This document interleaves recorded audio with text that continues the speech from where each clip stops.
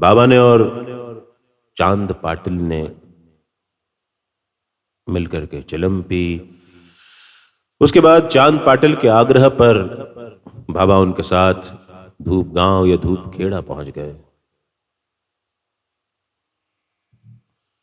और धूप खेड़ा पहुंचने के कुछ दिन बाद चांद पाटिल ने बाबा से कहा, बाबा मेरी पत्नी के भतीजे का ब्याह निश्चित हुआ है, बारात शिरडी जाएगी और आपको हमारे साथ शिरडी चलना है। बाबा ने कहा चलो। हमने कुछ देर पहले ही बात की थी कि स्थानम बलम प्रधानम, शिरडी साईं को दोबारा अपने पास खींच रही थी।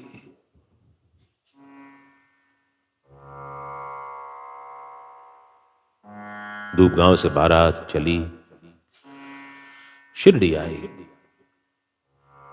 और शिरडी आती है, उसको एक बरगद के पेड़ के नीचे ठहराया जाता है।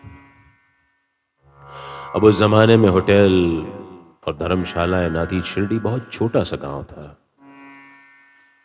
जनसंख्या ज्यादा न थी। तो जनवासा है, जो बारात है, वो उस बरगद के पेड़ के नीचे ठहराई गई। बैलगाड़ियां बांधी गईं।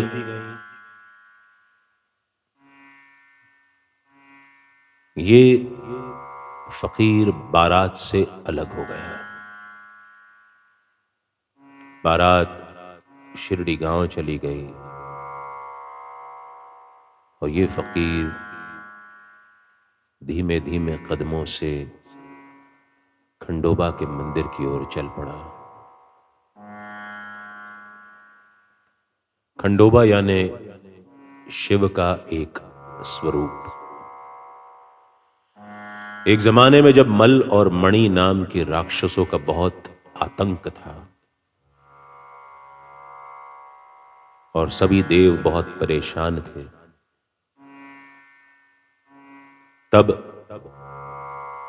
सब देवों ने पहले जाकर के इंद्र से गुजारिश की कि हमें इनके आतंक से मुक्ति दिलाई जाए। इंद्र ने मना कर दिया, विष्णु के पास गए, विष्णु ने मना कर दिया, शिव के पास गए। शिव ने हामी भरी और तब खंडेराय, खंडोबा इनका स्वरूप लेकर के मल और मणि नाम के उन दो राक्षसों का अंत किया। इनका प्रमुख स्थान जेजूरी गांव है, जहां पर जब खंडोबा देव का उत्सव मनाया जाता है,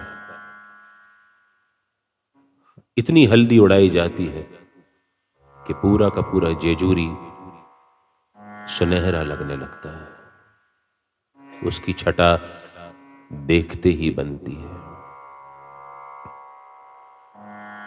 ये फकीर इस खंडोबा मंदिर के पास पहुंचा था। उसके कान में आवाज पड़ी, या साईं, आओ साईं। यह आवाज थी उस मंदिर के पुजारी मालसापति चिमनाजी नागरे की, जो पेशे से सुनार थे और जन्म से देवज्ञ ब्राह्मण। खंडोबा मंदिर की सेवा करते थे। बहुत सरल स्वभाव के और बहुत सरल हृदय के मालिक। सहृदयता उनके अंदर कूट कूट करके भरी हुई थी। बहुत ज्यादा पढ़े लिखे नहीं थे, लेकिन न जाने वो कौन सा क्षण था कि उनके मुंह में से वो नाम उस फकीर के लिए निकल गया। न जाने वो कौन सी घड़ी थी कि जब उन्होंने अपने भावावेग में बह करके उस बेनाम अनाम फकीर का नामकरण कर दिया। और वो भी क्या नामकरण किया, ऐसा नाम उसको दे दिया जिसको लेकर के आज पूरी दुनिया में करोड़ों लोग चैन की सांस ले पाते हैं। आज अगर हम साईं को साईं के नाम से जानते हैं तो उसका पूरा पूरा श्रेय मालसापति को जाता है। क्या नाम दिया? साई। सोनीपत की कथा में एक व्यक्ति ने बहुत अच्छा सवाल किया कि ये शब्द क्या है और उसका प्रादुर्भाव कहां से हुआ। साई नहीं, साई, य में बड़ी ई की मात्रा। असल में फारसी में सूफी संतों के लिए उपयोग में लाया जाता है और उस निराकार ईश्वर के लिए भी प्रयुक्त किया जाता है। कबीर ने भी किया है। साईं इतना दीजिए जामे कुटुंब समाए, मैं भी भूखा ना रहूं साधु न भूखा जाए। घट घट में तेरे साईं बसत है, कटु वचन मत बोल घूंघट के पट खोल। ये कबीर ने कहा है। कबीर ने कई कई सालों पहले इस शब्द का प्रयोग किया है। मालसापति जी को फारसी आती थी या नहीं आती थी, लेकिन ये बाबा की अद्भुत लीला थी कि उन्होंने मालसापति को माध्यम बना करके अपना नामकरण उनसे करवा लिया। आज भी जब ये नाम जपते हैं तो हम लोग अपने आप में रिलैक्स्ड फील करते हैं। लगता है ये है, ये पास में है, ये जीवन को संवारने वाला है। जप ले साईं का नाम मनवा, जप ले साईं का नाम, जप ले साईं का नाम मनवा, जप ले साईं का नाम, जप ले साईं का नाम मनवा, जप ले साईं का नाम, जप ले साईं का नाम मनवा, जप ले साईं का नाम।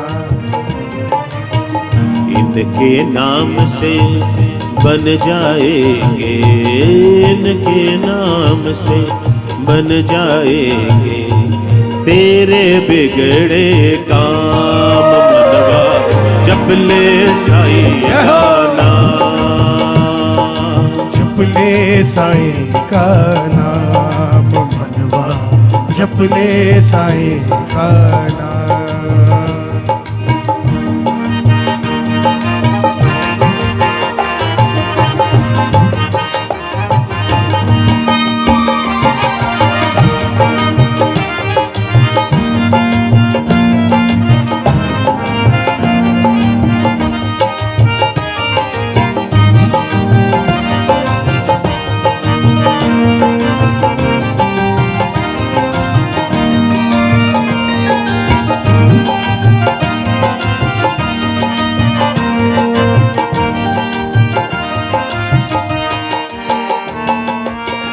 नाम तो वो धन है जो निर्धन को धनवान बना दे। नाम तो वो धन है जो निर्धन को धनवान बना दे। नाम ही नर को नारायण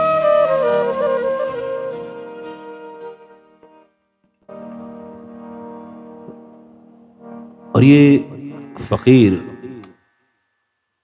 इसने उस भोले भाले मालसापति से पूछा, क्या मैं रात को इस मंदिर में रुक सकता हूं? मालसापति कुछ बोले तो नहीं, लेकिन उनके मन में ख्याल उमड़ने लगे कि इसको अगर मैंने रात को यहां मंदिर में रुकने की इजाजत दे दी तो गांव वाले क्या कहेंगे। बहुत भोला भाला और सरल प्रवृत्ति का व्यक्ति था।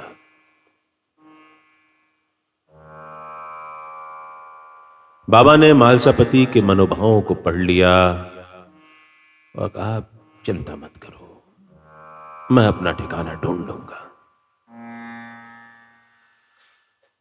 उन्होंने कुछ दिन, जैसा हमने कुछ देर पहले बात की थी, फिर उस नीम के पेड़ के नीचे नदी नाले जंगल में गुजारे